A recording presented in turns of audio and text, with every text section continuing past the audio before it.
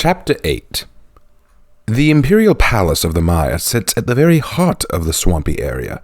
For 8 centuries, the regal palace stood, overlooking the swampy marshland surrounding it, like a beacon of power and hope to the samurai. Within its mighty walls was the palace and the home of the imperial court advisors and attendants. Only the finest of samurai could serve the emperor directly, and the mightiest of these warriors was known as the emperor's champion, a warrior without equal in the Dawn Empire. Under normal circumstances, no outsider is allowed within its walls. The last time a knight had entered the imperial palace, the emperor had been executed at the hands of the Blackstone Legion's warlord Apollyon. Afterwards, a new line of emperors was begun. It is here where we shall begin our journey again, following the log of Hope, the peacekeeper, as she documents her visits to the imperial palace and her conversation with the emperor of the Maya. From Maya Log 13, My Meeting with the Emperor. I had been blessed in a way I cannot begin to describe. I'd spent the last 5 years in the Mire, spying, learning, observing their methods and ways of living. Their language was complex yet beautiful, and I struggled to learn it, though I knew I was no master of their tongue. More than once, I had been discovered by them, and each time I'd managed to disappear back into the marsh. But now my eternal game of hide-and-seek was finally over, for my fate was in the hands of the greatest of the Mire, the Emperor himself. No outsider since Apollyon had laid eyes on the inside of the palace, and now I would be the first in decades. I could barely contain myself, though I suppose some of us were not that happy, and I confess I wish my visit were under better circumstances. I was not bound, but I was still barefoot, as I was not allowed to wear shoes on the tatami mats. Behind me was Ayu, the Hatamoto of Lady Nakano. She was beautiful, a lovely Nobushi, and she had a pleasant smile and very musical voice. When we were together, she would ask me many questions about Ashfeld, specifically the Noble Legion, and specifically Lord William. 1.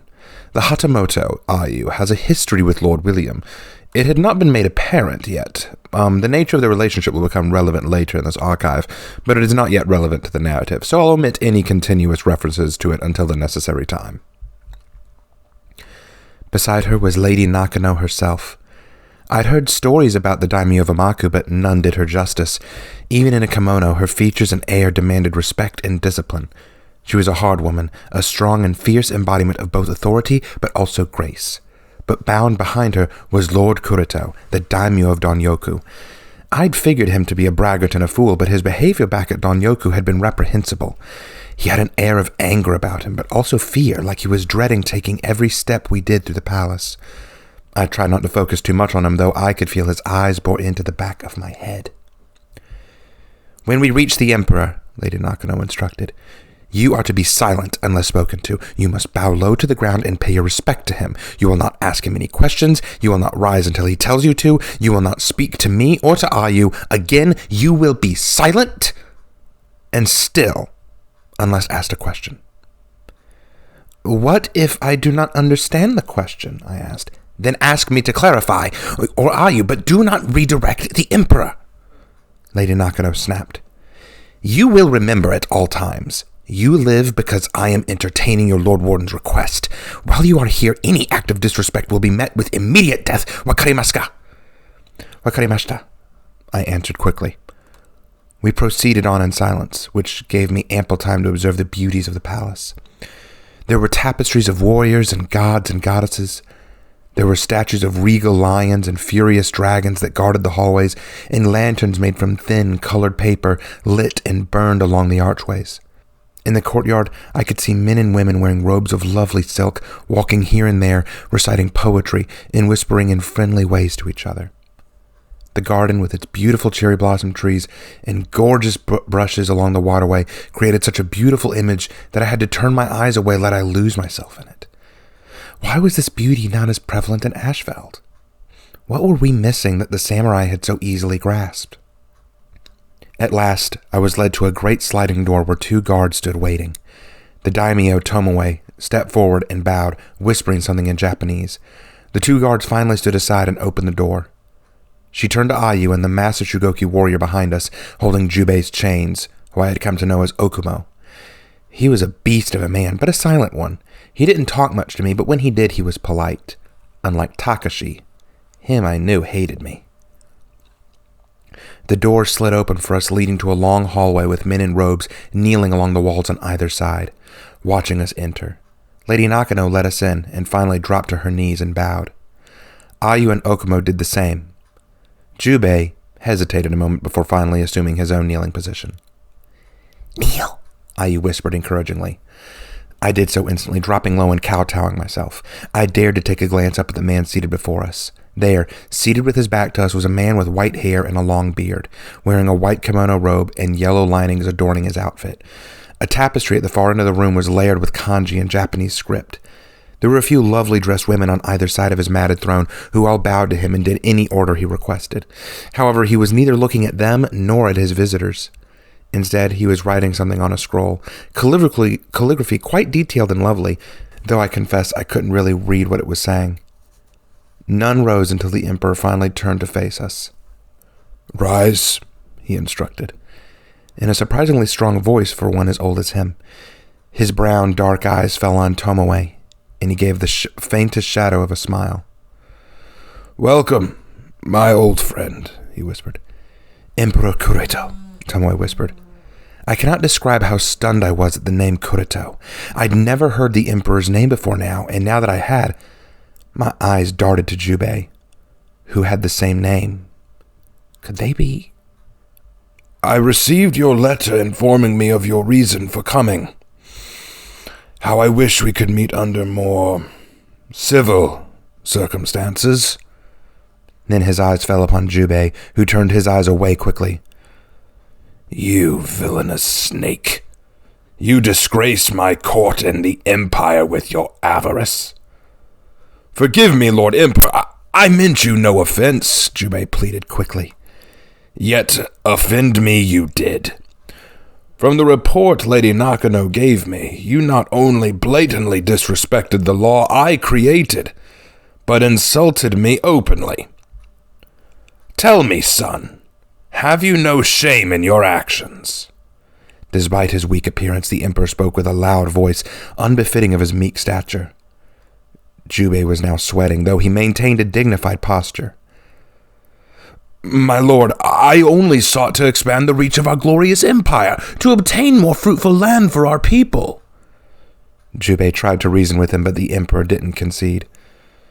"How truly foolish you must be to still believe yourself the hero of this tale," the Emperor snarled. "What have I told you since you were a boy?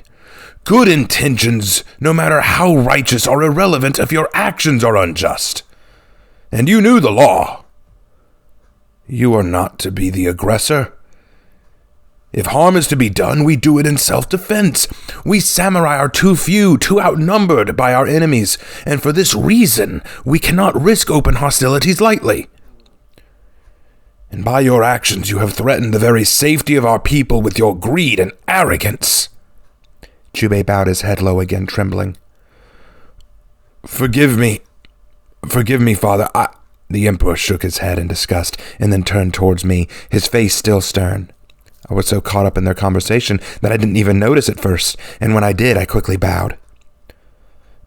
"And today a gaijin enters my court." 2. Gaijin is the Japanese word for foreigner. I'm unsure why Hope chose to write down this word instead of just saying foreigner. She certainly translated most everything else well. My speculation is she felt honored by the title and wanted to keep it in. "State your name," he instructed. "Hope, my lord," I answered quickly.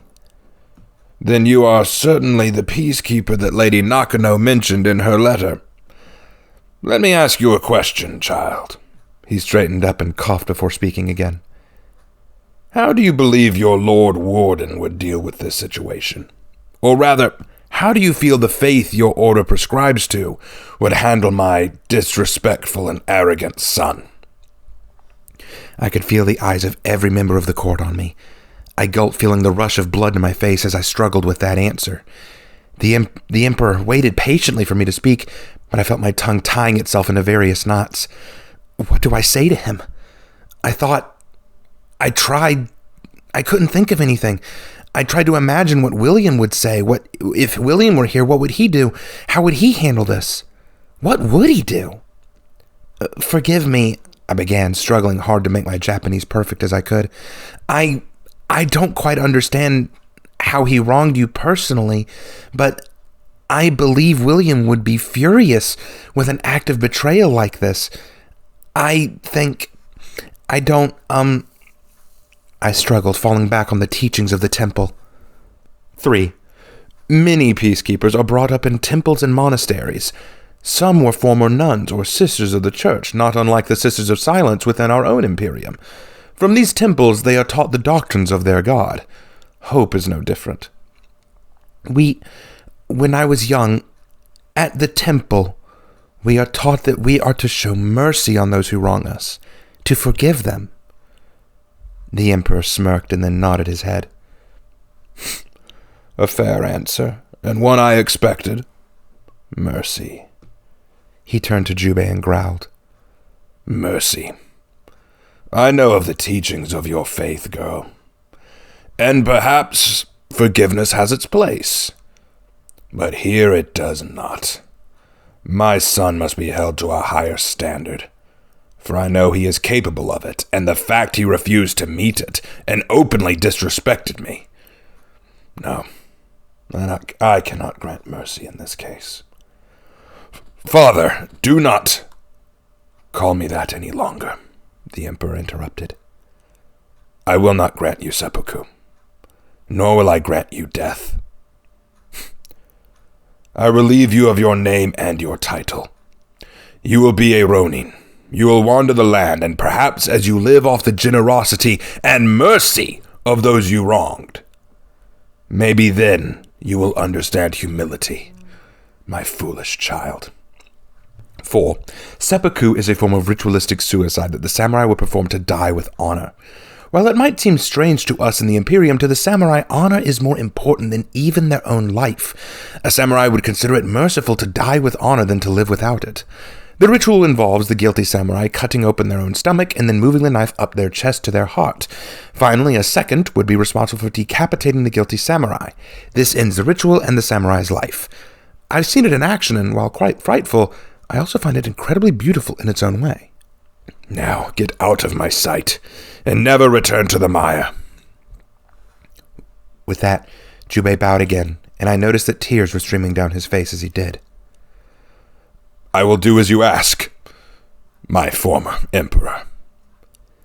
The emperor did not answer him, and without another word, the disgraced daimyo, now a wandering ronin, was condemned to walk out of the palace and away, with nothing but the clothes on his back. 5. Ronin, a samurai word for a wandering samurai with no master. Ronin are either samurai who have been stripped of their honor through punishment, or their master has died and they have no one to serve. Most Ronin become mercenaries or bandits who can't find any other kind of work, because remember, samurai is a social class as well as a warrior people. They do not know any other trades. Once Kurito Jubei was gone from the room, the emperor sighed and returned his gaze to Lady Nakano and myself. Lady Nakano, I noticed, didn't move an inch during the whole situation, and yet I could tell from her face, even now, that she was not as happy as she wanted to be. The arrogance of my foolish son has caused you both much grief, and I bear some fault, for it was I who handed him Donyoku province in the first place. Had I not shown him such favoritism, perhaps he might have learned some humility. You are not at fault, Lady Nakano cried. Do not be angry with yourself, my lord.